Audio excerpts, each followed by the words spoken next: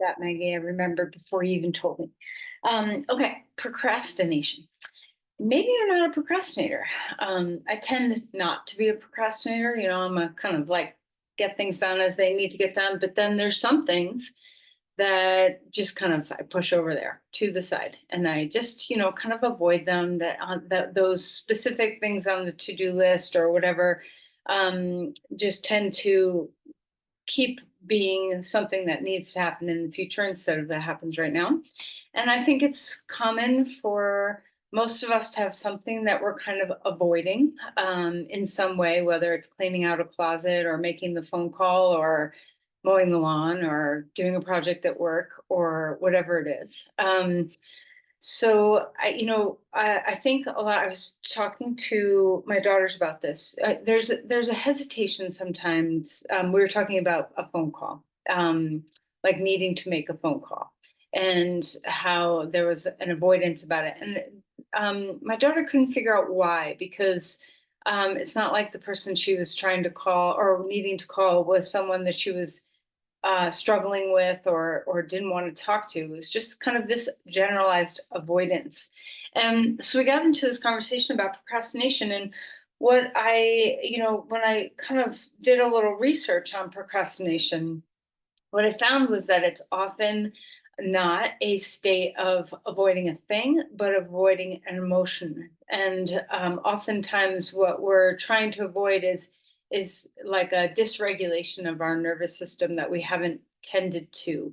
Um, so when you think about, so what do you do with that? When there's something that you're avoiding, the first thing is to just notice it. Kind of be aware that you're avoiding something, and then secondly, kind of sit with it. Like, what is it that's underneath this that I am trying to avoid, or that's difficult and causing some dysregulation within me?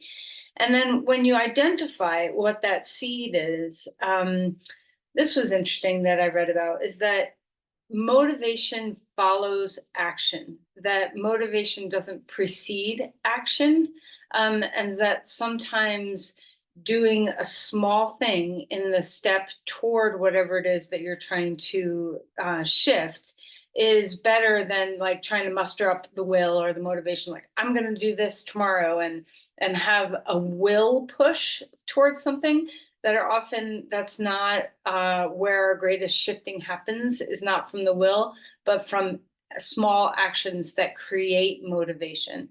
So for instance, if you're avoiding going to the gym, let's say you made a commitment that you're going to go to the gym and do something twice a week, and then that schedule comes and you decide, oh no, I'm not going to do that because it's too early in the morning, or I have this other thing going on. Simply putting on your clothes for the gym and your shoes for the gym can be something that can spark, that action can spark the motivation. So that's a silly little example. It's not like a big task, like something more emotionally laden. So identify something within yourself as we begin our practice that you've been procrastinating with, and what is a small action that you can take toward creating this. And what the example, or not the example, but the advice I gave my daughter with this phone call was, put her like a note saying, on her computer that, as soon as I'm done with this task, and not only like a reminder to call the person, but to have the phone number written out. And then a little reason of something pleasurable that would happen in that conversation, something enjoyable, or something rewarding that would happen within that conversation for her.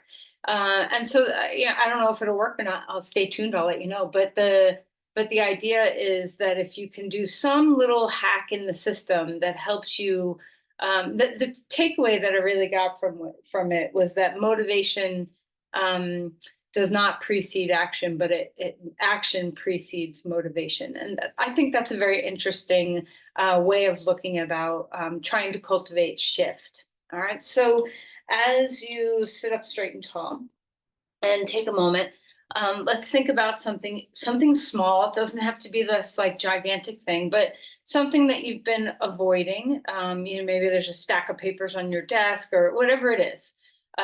Something that you've been kind of just pushing to the side a little bit. And as you close your eyes, let's remove the attachment to results. So maybe there's some shame or blame around, like I didn't get that done or whatever. See if you can let go and release the attachment to being successful or not, and instead drop into whatever the emotional state is, the nervous system state also, of whatever it is that this task brings up in you. Okay, maybe um, it represents something a little bit deeper. Maybe it feels overwhelming. Kind of just drop into what that is. And as you touch it, what is one small actionable step? It doesn't have to be the full thing. You don't have to accomplish a full task. What is one small, tiny, actionable step that you can take today toward whatever this thing is that you are procrastinating with? And remember to take tiny little bite sizes. That action creates motivation. So, what action can you take today?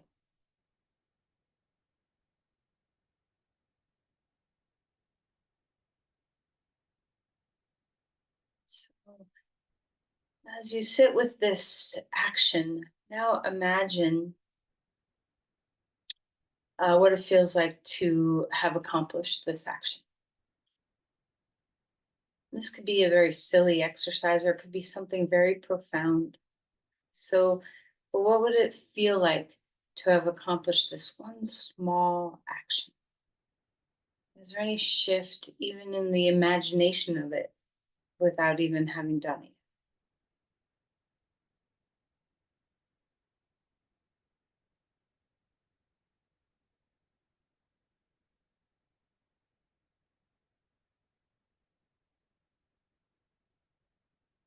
Let go of your thinking mind and come into your feeling body and breathe.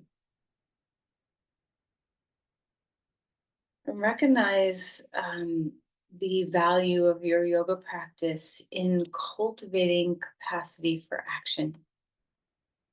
You've made a commitment to this practice of yours that you've dedicated some time to and some energy to in your life. And it's not always easy to carve out time and space for your practice, but recognize what it offers you. So, this one action of stepping onto your mat and the cascade of what it offers to your mind, to your body. So, as you feel your way into your breathing, let's take pleasure in the simplest of things. So, notice the inhale and notice your full exhale. And can you just enjoy the simplicity of breath?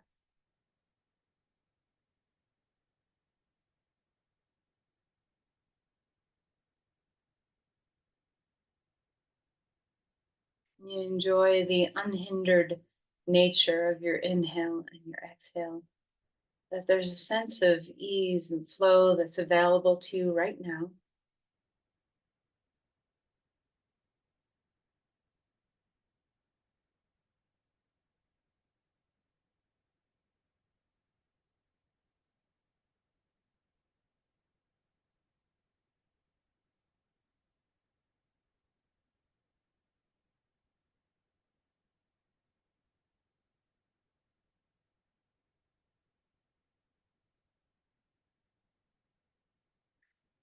So you are ready. Let's go ahead and place the hands together. And again, let go of the thinking mind and just come into the centering of this moment, breathing deeply. Offer an intention here. Maybe it has something to do with motivation, this small action steps towards something you're procrastinating about. Maybe it's something completely different.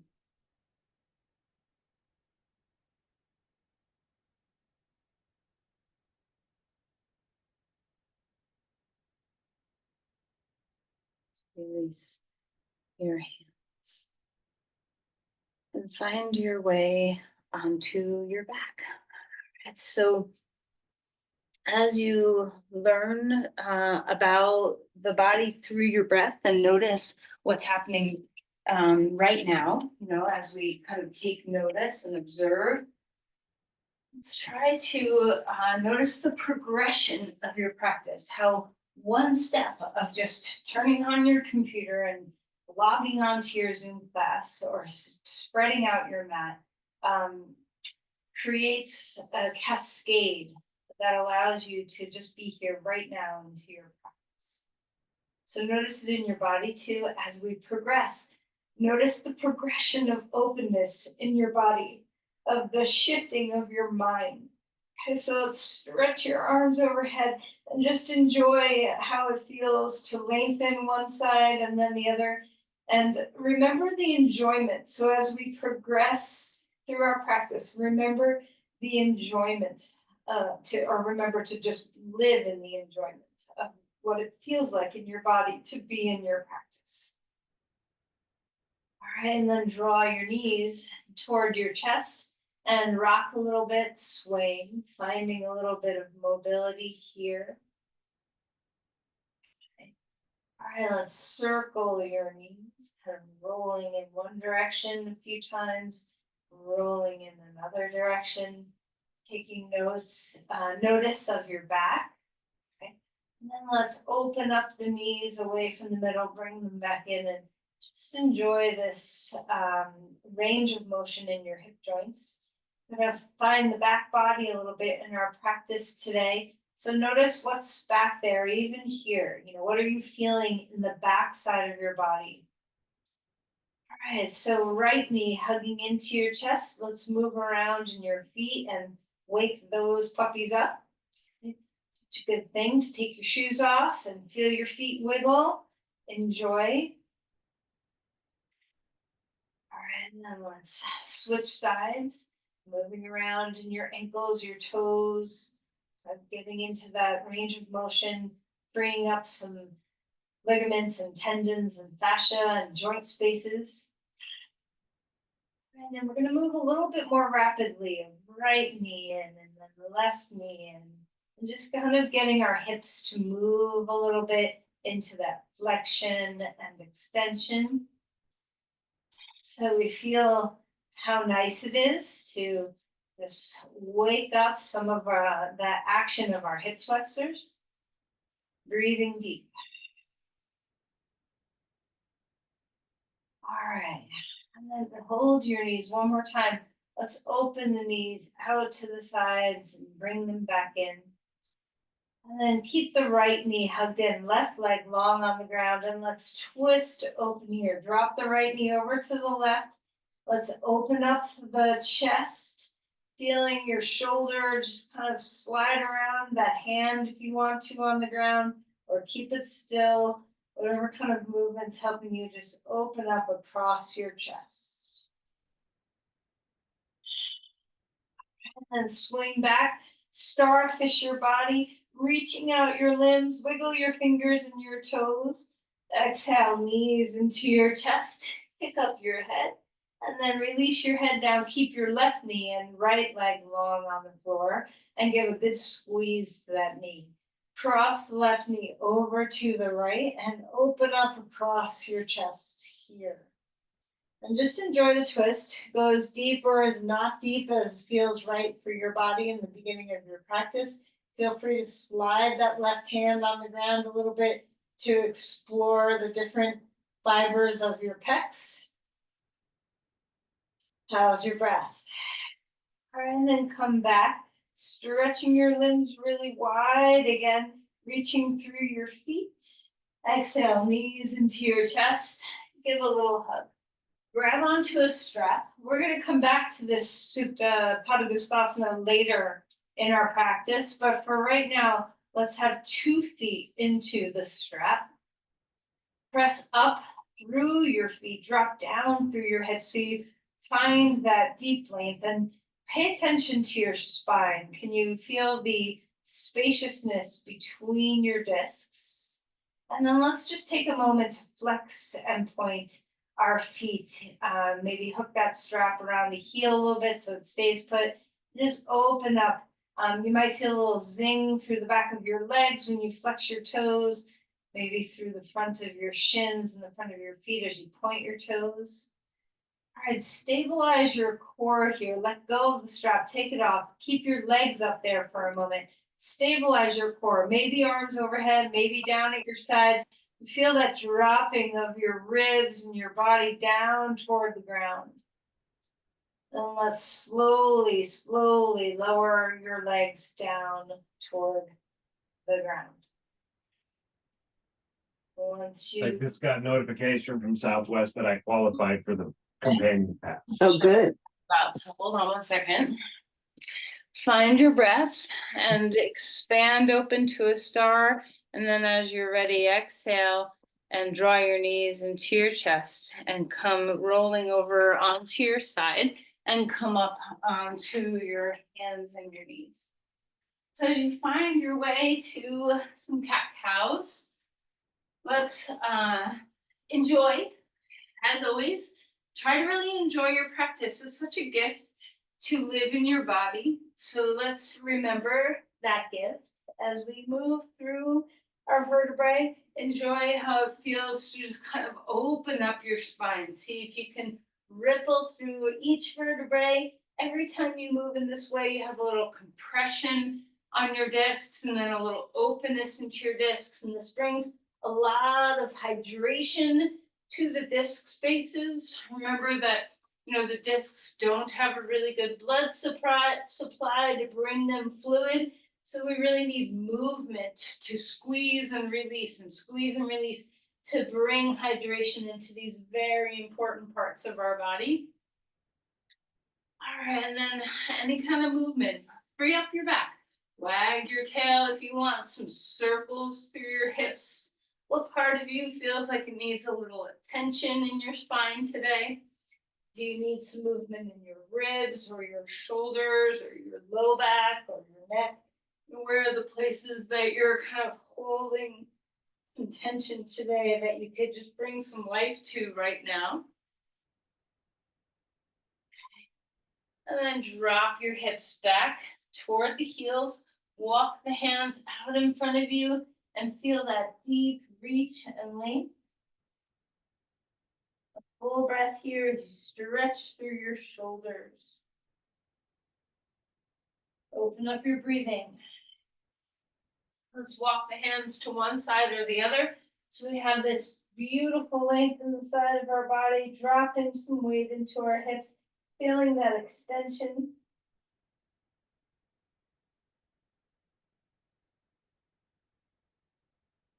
And over to the other side. Just remembering that the more time you spend not moving, if you're sitting at a desk or whatever you're doing, that we harden, we stiffen, we shrink. So the more you can take time, little bits of time throughout the day to move a little bit, such a good feeling. So notice how it feels good to open up your body back to center, up on tall fours. Let's reach one arm up in the air and exhale, twist the spine and feel the breath traveling in your body. Maybe press through your hand on the ground a little bit to deepen. How's your neck? How's your shoulders? What can you release?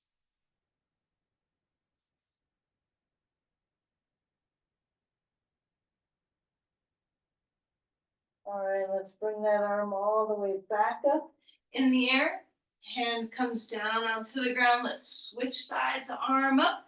Exhale, drop that shoulder down. Enjoy the twisting here. Have a little weight in the hand if you want, a little surrender in your neck. A full breath.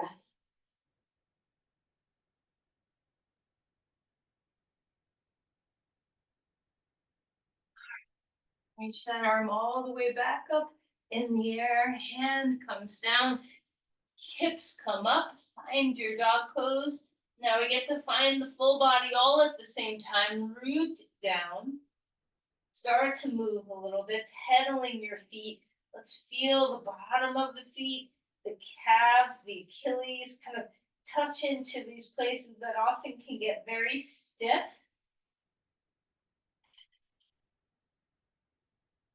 All right, let your femur bones rise up and back. You can still be moving. You can find stillness whenever you're ready. See if you can explore the sensation of stretch traveling from the bottom of your feet, wrapped around your heels, up the calves, up the hamstrings, lengthening through the spine, feeling the low back open up, the shoulders open up, the palms opening up.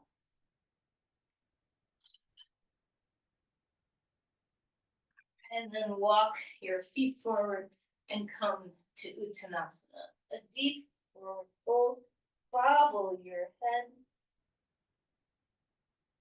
Inhale for a halfway lift. And take a moment, maybe pedaling your feet here. You can drop one leg hip back, straighten that leg, let the other knee bend. All right, then neutral, forward fold, relax your skull, soften your knees. Inhale, rising all the way up, bringing the arms up to the sky, feeling that extension, open up. Cactus, open your chest. Feel a good squeeze in the back of your body here. And then inhale, reaching the arms up again, interlace your fingers, reach your ribs up off your hips, tip your head back, and lean back one more time. Feel the stability of your core holding you here. And then a big swan dive forward. And release your spine again. Let the back of your neck relax. Bend your knees as much as you need. Inhale for a halfway lift. Gathering some length in your spine. Exhale and melt again. Let's step back to a dog pose, feeling that extension and length. Maybe another moment of some pedaling your feet. And again, notice this progression of opening. That maybe you feel a little different coming into this pose the second time around. Come forward into a plank and hold your ground. Push into the floor. Find that stability in the body, shoulders away from the ears, inner thighs a little bit up toward the sky, wrapping your core, your ribs around your spine.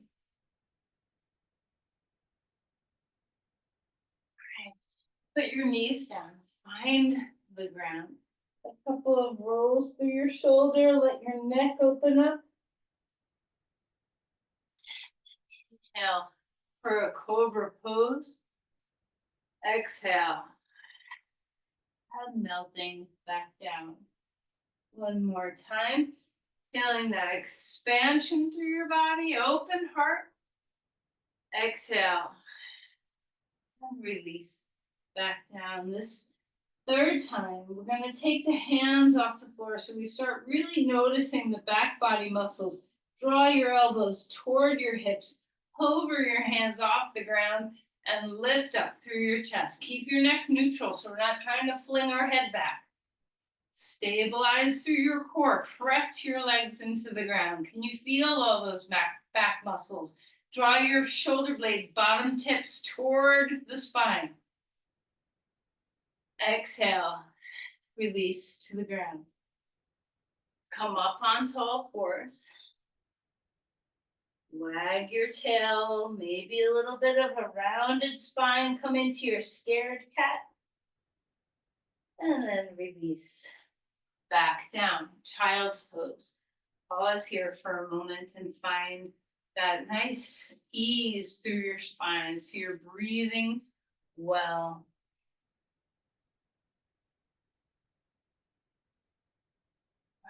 Come up to all fours again. Take your left leg straight back behind you. Pulse it a few times so you feel your hamstrings and your glutes connect. Integrate through your core and stretch your right arm out in front of you. Pressing your shin and your hand to the ground. Lifting through your spine. Knit your ribs in. Find your breath. A deep inhale, and as you exhale, round a bit, elbow and knee come toward the center. Inhale, bring it on out. Exhale. Draw it in. Inhale. Bring it out. Hand, knee on the ground. Let's change our sides. Right leg up in the air. Pulse a few times. Be so mindful of the rest of your body. So press your shin into the ground. Engage your core. Keep your neck neutral. When you're ready, left arm out in front of you, thumb up. Integrate and lengthen. Deep breath in to reach. As you exhale, draw it in. Inhale, bring it out. Exhale, bring it in.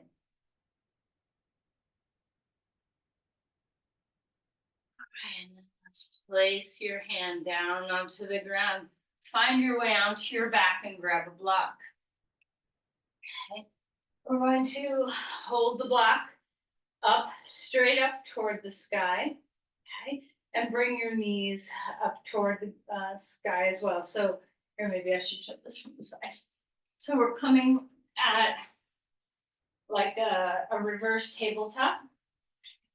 And now slowly, and you can, okay, let me describe a couple things. You can tap your heels down and bring them back up, or you can straighten your legs and bring them back up.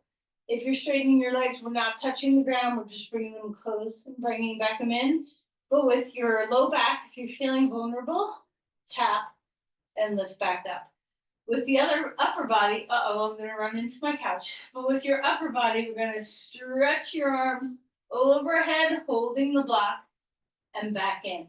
So as you do this, you might feel, oh, this is all my core. And of course, yes, this is all core work, but it's also strengthening the shoulders and the shoulder blades and the upper back as well, and integrating those places in the body to the center. So just do a few rounds of reaching your arms overhead and bringing your knees and hands back up. Finding the breath, lots of core here, but also feel as you lengthen out the kind of long strings in the body and how the back of the body shares the effort with the core.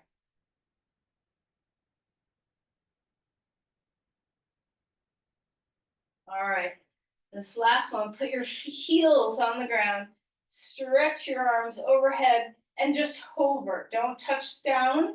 Hover your arms a couple of inches away from the ground. Feel your breath. Lengthen through your sides. See if you can feel how the back body is here for you along with your core. And then bring the block back up straight overhead and stick the block between your thighs. You can have it mid-width between your knees, narrow width higher up toward your pelvis, whatever feels good. And we're gonna lift up into a bridge.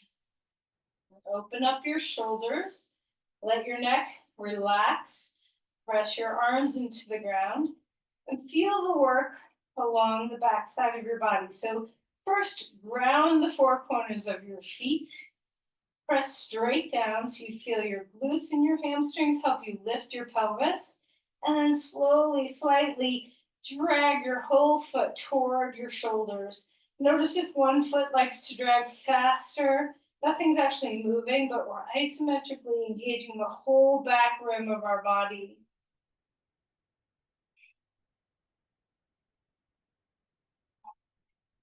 And then release your pelvis down toward the ground. Let's get rid of that block. Okay. So windshield wiper your knees left and right. Resist the urge to draw your knees toward your chest just yet. And once you feel a little release, let's come back to neutral, knees over hips, feet on ground. And we're going to become aware of our sacrum, your flat bone of your backside of your pelvis on the ground. Okay, so we're gonna drag our tail, our sacrum, toward our shoulders. And then Release it back again. So a little bit of a tilt of the pelvis into an anterior tilt, but really we're just trying to scrub the sacrum toward the shoulders and then release. This is a great way to activate two different muscle groups. One, the deep low back muscles, the quadratus lumborum, kind of just highlighting that strength that lives in those muscles that are very important for stabilizing your back. Also, see if you can sense the muscles that connect one vertebrae to the next. Those multifidus muscles rippling up your spine as you scrub the tail toward the shoulders and then release. Just a few passes. I know everybody's low back challenges are different, but many times when I feel strain in my low back, if I do some of these wake up exercises for the muscles in the back of my body, I tend to utilize these muscles more properly when I'm maneuvering through the day. So just use this as an opportunity to become aware of the muscles in the back of your body. Okay, and then neutral, just passive. Let your body fall toward the ground. When you're ready, you can start windshield wide, bring your knees. This time, take your feet a little wider. So maybe one knee draws in a little more. We'll take this into a fuller twist now. So hips over to the right, knees come up and drop left, and twist open, turn your head and enjoy. A full breath here.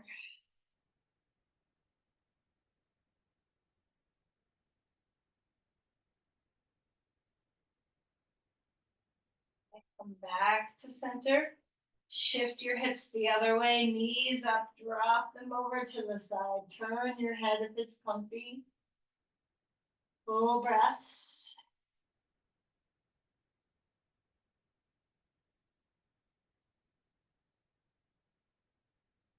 Then we're going to roll over to our side and come up to your hands and your knees. Let's wag our tail or cat-cow, kind of check in. How did all that work in your body? Are you feeling any strain or fatigue? Then when you're ready, we'll lift up to a dog pose. All right, so take your feet maybe a couple inches wider than you normally do. Bend your knees and let your back open up. Push off your hands to lengthen toward your hips. Breathing well. And then we're going to slowly walk those feet forward. Take your feet to the edges of the mat. Hands stay down on the ground. A squat. So we're staying high first. Knees in line with your hips. And then we're going to bring it lower to a deep squat. Now, your heels may not come all the way to the ground, and that's okay. You can put support underneath your heels with the blanket. You can also just be higher. You don't have to drop your hips as low. Find your breath. If it feels good, stretch your arms forward. Finding a drop of your pelvis. All right, and then come back onto your knees. And we'll lift back up to a dog pose. Find your breath. Take your feet wide apart, turn your toes in. Feel all that space and breathe into it. Root through your hands, rise up through your pelvis. All right, then we're gonna walk our feet forward, grab your blocks, a halfway lift with your hands on high blocks. So you feel that long extension. And then exhale to melt. Let's step our left foot back, come to a lunge. Feeling that nice range of motion, getting into those hip flexors again. So we're straightening and bending through the front knee. Finding our way.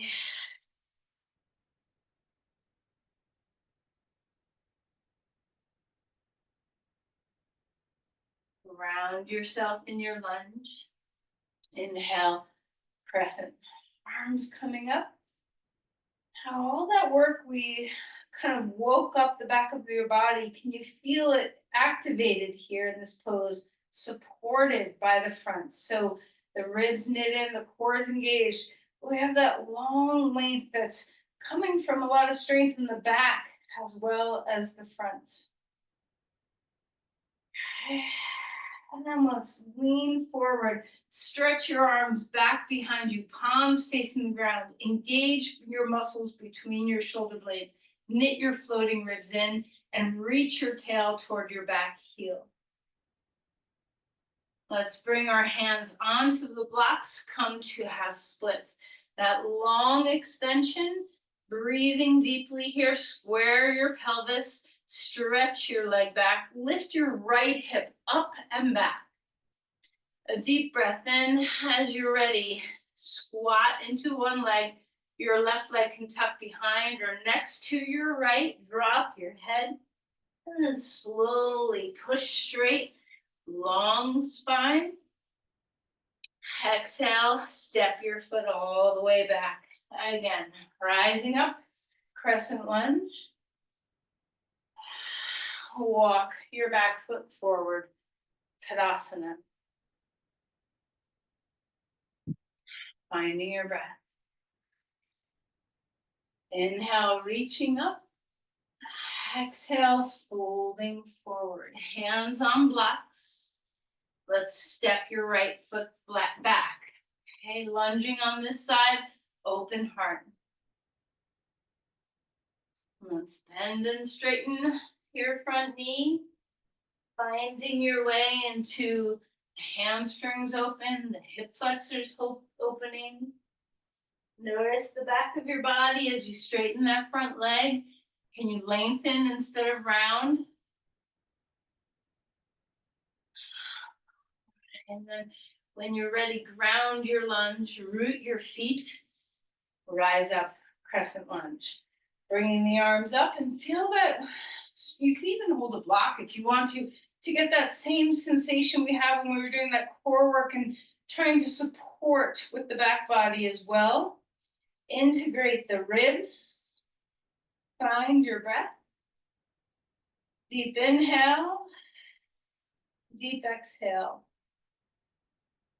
And we're going to slowly bring your torso forward, arms back, palms facing the ground. Engage your triceps, engage the muscles between your shoulder blades. Drop your shoulder blades toward each other and down. Lift your floating ribs into the body to let the front body support the back body. Press your front foot deep into the ground. Hands coming onto blocks. Step up onto that left leg, half splits. Feeling that extension in the body, integrate the ribs. Lift your left hip high and back. Be super active in that right leg in the air. Try not to let it droop or fall. Deep breath in. And as you exhale, squat down. Find your breath. And slow and steady, push off your foot, engaging the back of your leg, your hamstrings, your glutes, working hard. A big, giant step back. Arms up one more time. Crescent lunge. Back foot comes forward. Tadasana. All right, so just turn your palms forward, engage your triceps a little bit. Feel the collarbones spread wide, the back body's alive. Come up onto your toes. Feel your calves engaged. Exhale, come back down. You can put a block between your thighs if you want. You can put a block between your hands if you want. You don't have to use any blocks if you don't want. Come into a chair, reaching the arms. See if you can knit the ribs into your body. So when you come into this pose, we're not overarching. And we're not rounding the spine, we're finding that neutral spine as we come into the posture. Breathing deeply. Keep holding those hands up if you can. Hold that block if you can. Draw your knees back. Relax the base of your skull. And then slow-mo, push straight up. Let go of the blocks. Take your feet wide, turn sideways on your mat. Take your feet wide, a deep squat here. Elbows inside your knees, let your back open up. Release toward the ground a little bit. Root into the four corners of your feet. A full breath.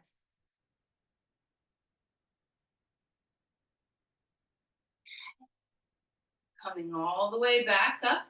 Heel toe your feet in. Coming up to stand. We'll come back. Virabhadrasana 1. Back heel rooting down. Swoop your arms up. Maybe you want to hold the block if that was a helpful thing for you. So try to notice when you're in this pose that you're not just sinking into your low back, but you're integrating. So you're not compressing. All right, so we want the front body to be as active as the back. Root into the feet. Now, this is extra challenge. You don't have to do this. Come forward, arms holding the block still. Root into your feet. If your back can't handle this, block comes away. Okay, root into the feet. Back up. We're going to take away the block. And we're going to find our way into Virabhadrasana 3, arms back, unless you feel very strong to bring your arms forward. We'll hop up into Virabhadrasana 3. Arms are back behind you, triceps engaged, floating ribs knitting in. Square hips, engage both your glutes. Find your breath.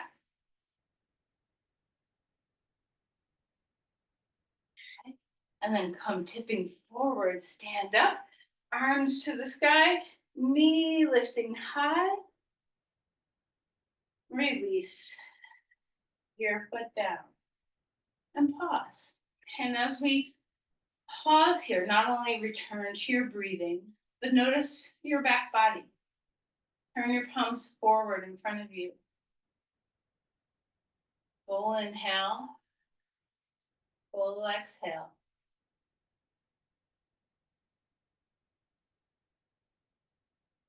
Left foot in front, right foot behind. Virabhadrasana 1 legs. Drop your back heel into the ground. Maybe you want a block in between your hands. Maybe you don't. Maybe your arms are staying down. Okay, so find your path. Extend your ribs up off your hips. Root your feet down. See if you can feel your pubic bone lift and your floating ribs knit in a little bit. Gather them toward the center so that you have that front body supporting the effort that's naturally occurring in the back of your body. Rooting through your feet well. Okay, let go of that block. Unless you want to keep it there. Okay, so you can always do this with your block out in front of you. You can also do this with your arms behind you or out to the side. So find the pathway that works. And then let go of that block if you're using it. Back up to Vira 1. And we're going to gather ourselves up for the balanced posture. So we're going to lean forward, hop up onto that left leg, Virabhadrasana 3. Palms facing the ground, triceps engaged. Knit the floating ribs in. Find the length from crown to foot in the air. Breathing deeply. Lots of work for your standing leg. And then very slowly reaching that knee back up in the air. Feeling the extension up through the body. But coming back down, folding forward. Bend your knees as much as you want. Let your back relax. Wag your tail if you'd like. We have one more standing pose to go. And then we'll come down onto our back and open up the whole back line. You come on up to stand. You can do this pose with your buttocks against a wall if you need some balance support. We're gonna stand on our right foot and pick up our left foot for a figure four. We haven't done much to open the hips in this way today. So notice if that's a little snug feeling, you know, if you're not as open as if we had done this other types of standing poses. So just enjoy. And then if you can, reach those arms, knit your ribs in, feel that line of the back body and soften through your neck. If that doesn't feel good, you can always put your hands down. Finding breath. And rising up, bring your knee width. Place that foot down onto the ground. Pause between your two sides. If balance is tricky for you, having your butt against a wall or a piece of furniture to do this pose will take the balance out. So you do you. If you need some balance help. We're dropping weight into our left foot, taking our right foot onto our left knee. Try not to hike your hip out. See if you can keep neutral. I forgot to mention, you can use a block if you want between your hands and still be holding that block, or you can just be hands without the block. Okay, drop into your squat, draw your hips back. Feel the strength of your back body, knit your ribs in, relax the base of your skull. How's your breathing?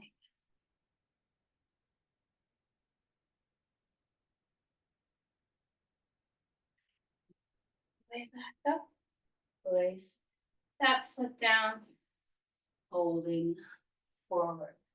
Melt here, relax, wag your tail, shake your head. And then we'll find our way to the ground. First, grab your strap. Feet on the ground. Try not to pull your knees in just yet. And use your strap, wrap it around your right foot. Left foot can be on the ground or left leg can be straight. Your choice. Move your shoulders away from the ears. Allow your femur bone to sink toward the ground as you press up through your foot. And obviously, you know, this stretches the calf and the hamstring, but see if you can let that travel through the whole back line of the body.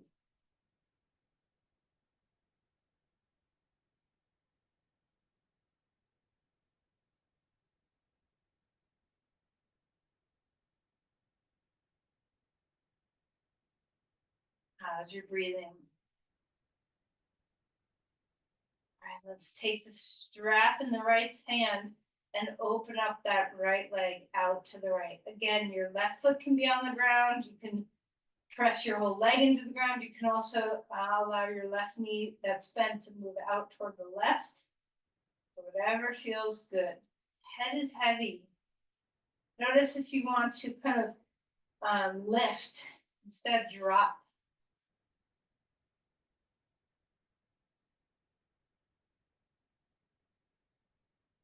Now notice, you know, whatever energy level you had at the beginning of class, let's go ahead and lift that leg straight up in the air. Take the strap in the left hand and cross the right leg past the midline over to the left. You can always put the right hand in the hip crease if you want to open up that hip a little bit more. Heavy head. Notice that you probably, you know, the joy and the challenge of doing a yoga practice with someone guiding you is that you have no idea where you're going, right? And that can be a blessing and a challenge. It's a blessing because you can just surrender into somebody else telling you what to do. And it also can be a challenge because there's no way to prepare really for where are we going to go today. So notice your practice and how it evolves from a simple lying down on the ground in the beginning, opening up into a star, that kind of thing, to more challenging postures. And this progression Bring that leg back up and let's switch sides. Is part of this action creates motivation. That you do one action and suddenly you want to do another, or you're open and available for doing another. So notice what helps you shift out of, I don't want to do that, or I'm not in the mood for that, or that's too much, to just following into the task at hand. So notice your own process, even simply through your yoga practice of evolving from just lying down and feeling your body to the full efforting of balance poses and strengthening, and how that naturally occurs because you take actionable steps one at a time. One step leads to the next step. If you had to start your practice with Virabhadrasana 3 or a chair pose, or whatever other vigorous pose there is, maybe you'd be like, no, I don't feel like doing that. But the progression of small actionable steps increases your motivation to do the harder things. So bring that same energy into whatever it is that you're procrastinating with. Let's open the left leg out to the left. Drop some weight into your head, into your shoulders, into your hips, into your leg. Find your way into your breathing.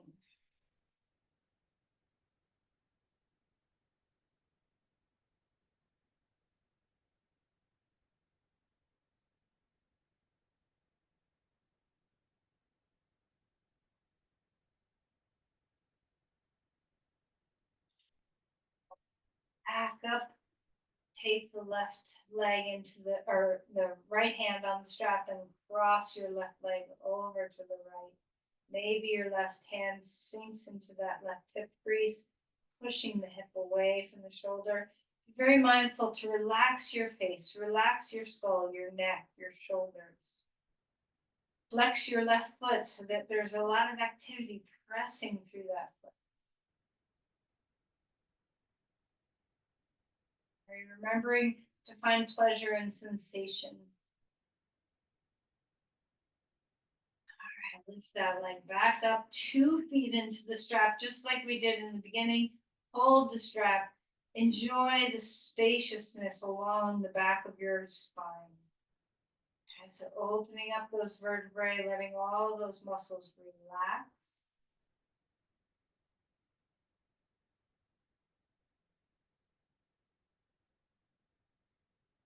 And feet down. Remove the strap for a moment. Bring the knees into the chest. Pick up the head if you want. Maybe head down, maybe a happy baby pose. Kind of explore a progression of opening up the spine. So it could be knees to chest, could be head up, could be head down, happy baby pose. Could be a plow pose, could be a full plow pose, could be just knees coming over your forehead. Could be none of the above. Just find the way that your body best opens up the back of your whole body.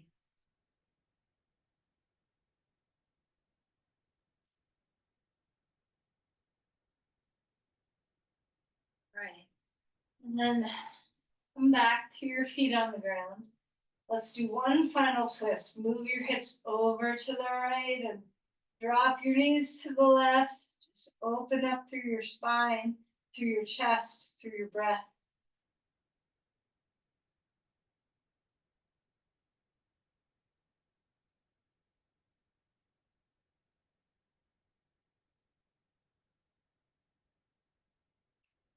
Back. Switching sides. Hips over to the left, knees to the right, open across your chest.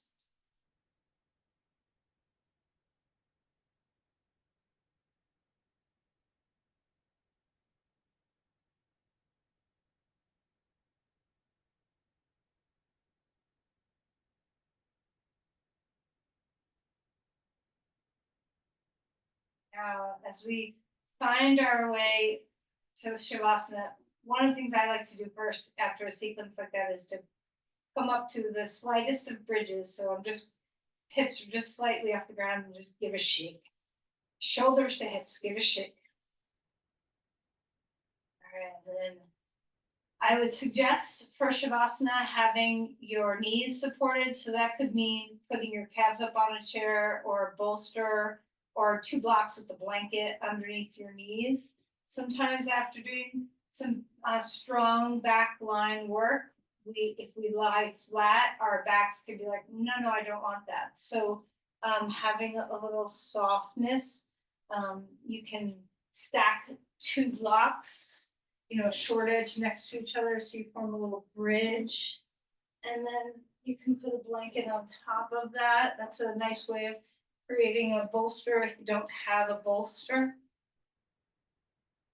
So just as you find ease in your posture for Shavasana, once you get comfy, settle your bones.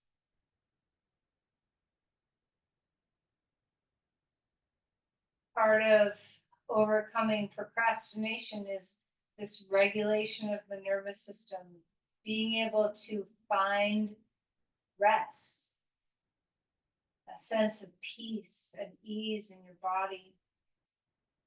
So Shavasana is a deep practice for your nervous system. Breathe well, melt what you can.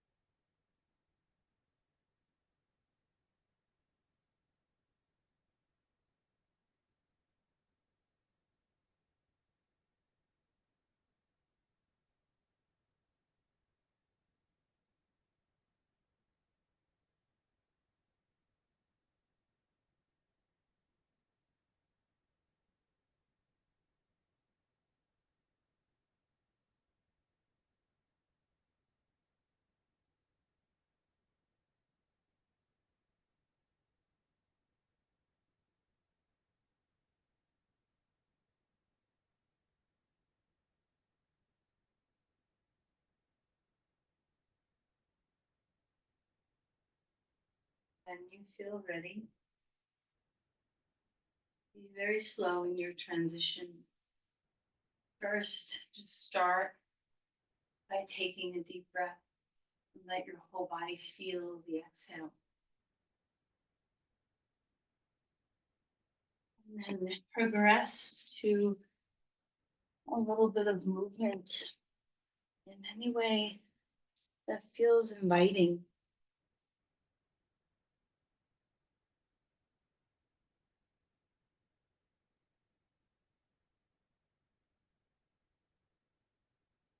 Eventually, let that movement help you come to your side.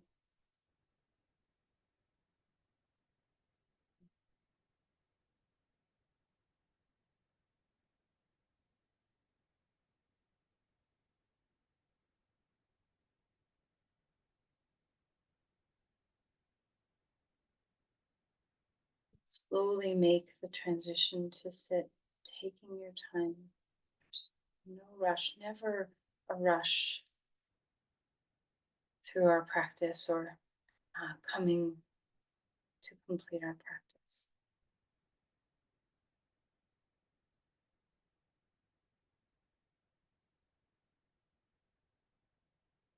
Find a comfortable seat, and don't worry if you're not there. If you're still resting, that's all good.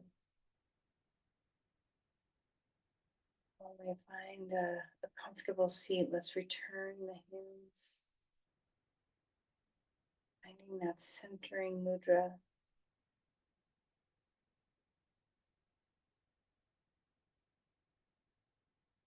Recognizing that when we tend to our own challenges, when we bring ourselves into forward movement in whatever it is we're trying to achieve, we need to come at this place with a healthy nervous system, with a sense of energy,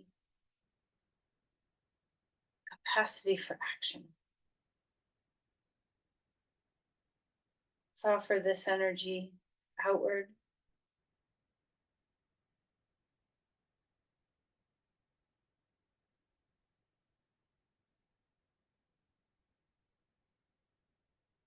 Namaste.